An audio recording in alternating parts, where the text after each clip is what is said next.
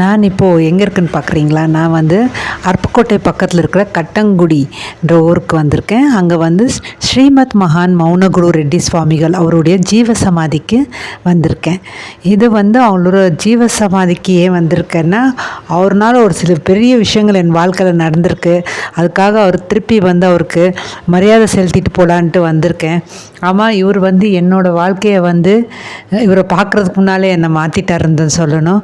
ஆமாம், இப்போ ரீசெண்டாக வந்து நான் இப்போது புக்கு பப்ளிஷ் பண்ணியிருந்தேன் ஒரு 15 days முன்னால்.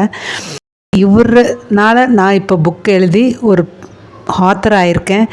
இந்த வரம் அவர் கொடுத்த வரம். அந்த வரத்துக்காக நன்றி கடன் செலுத்துறதுக்காக இந்த கோயிலுக்கு வந்திருக்கேன். நல்ல பெரிய கோயிலுங்க. இந்த கோயில் நீங்கள் பார்த்தீங்கன்னா ஜீவ சமாதி தான் centre of the place. But இங்கே பார்த்தீங்கன்னா எல்லாமே இருக்குது. எல்லா கடவுளையும் வச்சுருக்காங்க.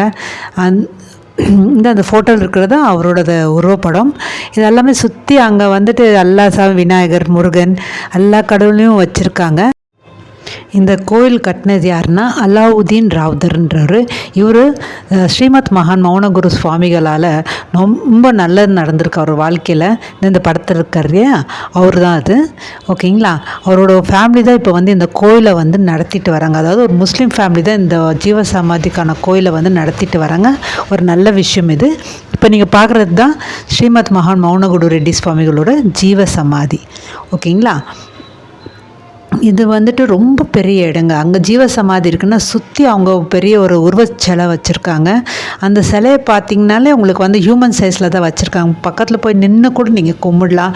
நல்ல வைப்ரேஷனுங்க. இங்கே போயிட்டு அந்த எஃபெக்ட் இருக்குது பார்த்தீங்களா, அவரை நீங்கள் வந்து ஆக்சுவலி ஃபீல் பண்ணலாம். பார்த்தீங்கன்னா எவ்வளோ பெரிய சிலை வச்சுருக்காங்க பார்த்தீங்களா. அந்த சிலை வந்து நின்று பேசும் உங்கள்கிட்ட. நான் சும்மா பொய் சொல்ல, போய் நின்று பாருங்கள். அந்த பயங்கரமான ஒரு நல்ல இது இருக்குது, பவர் இருக்குது. பக்கத்தில் பாருங்கள், சுற்றி பார்த்தா பின்னால் வந்து தட்சிணாமூர்த்தி சிலை வச்சுருக்காங்க. எல்லா கடவுளும் வச்சுருக்காங்க சுற்றி. ஆனால் மெயின் கோவில் வந்து ஸ்ரீமத் மகான் மௌனகுரு ரெட்டி சுவாமிகள் அவர் கோவில் தான். ஃபுல் ஆஃப் எனர்ஜி தான். சொல்ல போனால் எல்லாருக்கும் வந்து போனவங்க எத்தனை பேரோ சொல்லியிருக்காங்க. சாதாரண வந்து போகிறவங்க, எங்கள் மாதிரி வரவங்க எல்லாருமே சொல்லியிருக்காங்க. இங்கே வந்து அவ்வளோ பவர் இருக்குது அவ்வளோது. அவரோட உருவப்படம் தான் வச்சுருக்காங்க ஃபுல்லாகவே. எங்கே பார்த்தீங்கன்னாலும் அந்த இருக்குது பார்த்தீங்களா. இது வந்து ஒரு மெடிடேஷன் ரூம். இந்த ரூம்குள்ளே என்ன இருக்குன்னா, அவர் யூஸ் பண்ண பொருட்கள் எல்லாமே உள்ளே வச்சுருக்காங்க.